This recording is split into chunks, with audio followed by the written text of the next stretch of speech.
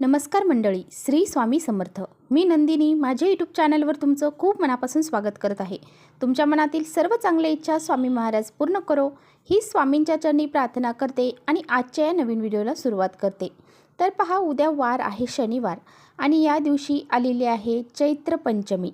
चैत्र महिन्याच्या शुक्ल पक्षातील पंचमीला देवी लक्ष्मीचे पूजन केले जाते आणि त्याचबरोबर दिवसभर भक्त उपाशी राहून म्हणजे उपवास करून माता लक्ष्मीचं पूजन करत असतात. असे म्हटले जाते की एकेकाळी देवी लक्ष्मी देवतांशी रुसली होती आणि ती क्षीरसागरात गेली होती आणि त्यानंतर जेव्हा तिचे आगमन झाले तेव्हा सर्व देवी देवता श्रीविहीन झाले आणि त्यावेळेस देव इंद्र जे आहे तर त्यांनी घोर तपश्चर्या केली आणि माता लक्ष्मीला प्रसन्न करून घेतली आणि देवी लक्ष्मीसाठी व्रत देखील केले. पहा, इतर देवी देवतांनी देखील लक्ष्मीची उपासना केली, त्याचबरोबर व्रत देखील केले आणि फक्त देवी देवतांनीच नाही तर असुरांनी देखील देवीला प्रसन्न करून घेण्यासाठी तिचे व्रत केले आणि उपासना देखील केली. देवी देवतांच्या पूजनामुळे देवी माता लक्ष्मी जी आहे तर ती खूप प्रसन्न झाली आणि नंतर विष्णू आणि माता लक्ष्मी यांचा विवाह झाला आणि परत देवी देवतांना माता लक्ष्मीची कृपाही मिळाली. आणि ही जी तिथी आहे ना प्रसन्न होण्याची, ती तिथी चैत्र महिन्यातील शुक्ल पक्षातील जी काही पंचमी येते त्या तिथीला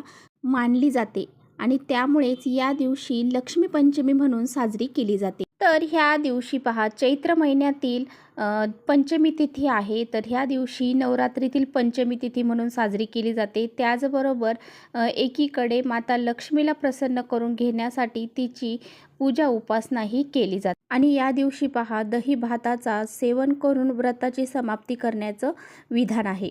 तर पहा, ही जी तिथी आहे तर ती उद्या आहे म्हणजे चैत्र शुक्ल पक्षातील पंचमी लक्ष्मी पंचमी तिथी.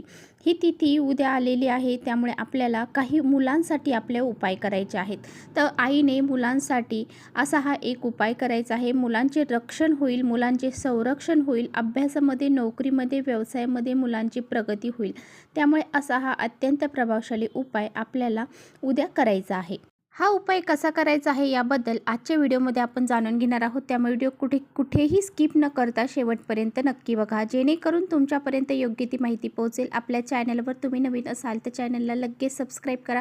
अशीच माहितीपूर्ण व्हिडिओ पाहण्यासाठी बेल आयकॉनलाही प्रेस करा म्हणजे मी जेव्हा नवीन व्हिडिओ अपलोड करेन त्याचं नोटिफिकेशन सर्वात अगोदर तुम्हाला भेटेल आणि तुम्ही एकही व्हिडिओ मिस करणार नाही. आणि कमेंट्समध्ये श्री स्वामी समर्थ लिहायला अजिबात विसरू नका.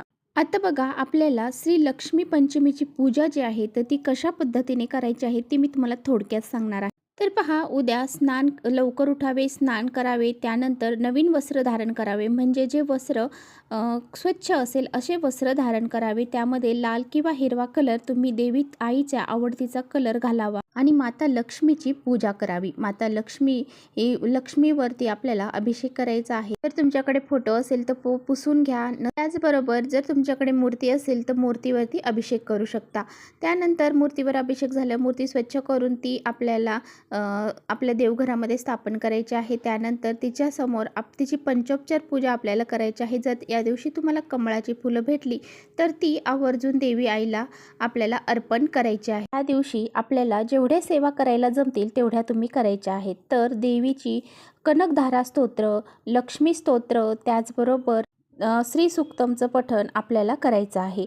महालक्ष्मी अष्टकमचं पठणसुद्धा तुम्ही या दिवशी करायचं आहे. 3 वेळा तुम्ही करायचं आहे आणि तुम्हाला जो जमेल तो गोडाचा नैवेद्य देवी आईला आपल्याला दाखवायचा आहे. त्यानंतर पहा, आता आपल्याला मुलांसाठी काय उपाय करायचा आहे. तर पहा, पंचमी तिथीला सरस्वती देवीचं देखील पूजन केलं जातं आणि सरस्वती मातेचं आपल्या मुलांवरती कृपा व्हावी यासाठी आपल्याला हा उपाय करायचा आहे. तर पहा, आपल्यासमोर आपल्या मुलांना बसवायचं आहे. पहा, जिथे सरस्वती आहे तिथे लक्ष्मी आहे आणि जिथे लक्ष्मी आहे तिथे गणेश आणि रिद्धिसिद्धी आहे. म्हणजेच काय, जिथे सरस्वती आहे, जिथे बुद्धी आहे तिथेच लक्ष्मी आहे, म्हणजे जिथे बुद्धी आहे तिथे पैसा आहे. आपल्या मुलांवर सरस्वती देवीची कृपा व्हावी यासाठी आपल्याला उद्या हा उपाय करायचा आहे. आणि पहा, हा उपाय जो आहे ना दिवसभरामध्ये तुम्ही कधीही करू शकता. तर आपल्याला हा उपायासाठी लागणार आहे एक तुळशीची काडी. तुळशीची एक काडी तोडून घ्यायची आहे.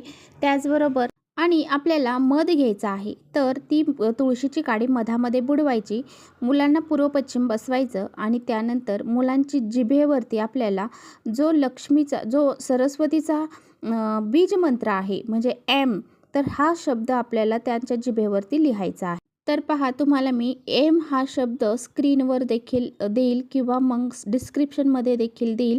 तर तुम्ही तो शब्द मुलांच्या जिभेवर मधाच्या साहाय्याने काढायचा आहे. म्हणजे तुम्हाला मी डायरेक्टच सांगते कसं काढायचं. तर एडक्याचा काढायचा, त्यावरती आपल्याला एक मात्रा द्यायची आहे आणि एक डॉट द्यायचा आहे. तर हा शब्द आहे एम. तर हा शब्द आपल्याला मुलांच्या जिभेवरती काढायचा आहे. तर पहा, अशा पद्धतीने जर मुलांच्या जिभेवरती आपण एम अक्षर काढलं, म्हणजे जे मधाच्या साहाय्याने आपण ह्या दिवशी जर केलं पंचमी तिथीच्या दिवशी, तर मुलांची सर्व बुद्धिमत्ता आहे तर ती वाढते. त्याचबरोबर मुलांचे रक्षण होते, संरक्षण होते, मुलांची अभ्यासामध्ये, नोकरीमध्ये, व्यवसायामध्ये खूप सारी प्रगती होते. त्यामुळे तुम्हाला या दिवशी चुकून ही गोष्ट टाळायची नाही.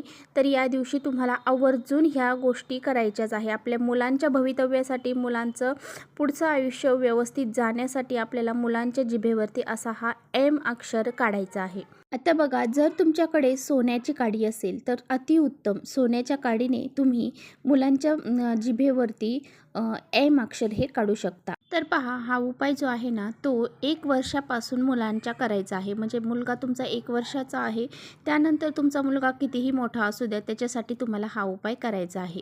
असा उपाय केल्यामुळे मुलांचे जेवढे बी दोष असतील ते दूर होतील, मुलांवरती वाईट संकट येणार नाही आणि त्याचबरोबर मुलांच्या बुद्धीमध्ये सुद्धा वाढ होईल. माता सरस्वती त्यांच्यावरती आशीर्वाद राहतील. त्यामुळे असा हा एक उपाय आपल्याला उद्याच्या दिवशी आवर्जून करायचा आहे. तर चला, इथेच थांबवते. माझा व्हिडिओ आवडला असेल तर नक्की लाईक करा. चॅनलवर नवीन असाल तर चॅनलला सबस्क्राईब करा. परत भेटूया अशा छानशा व्हिडिओसोबत. तोपर्यंत श्री स्वामी समर्थ.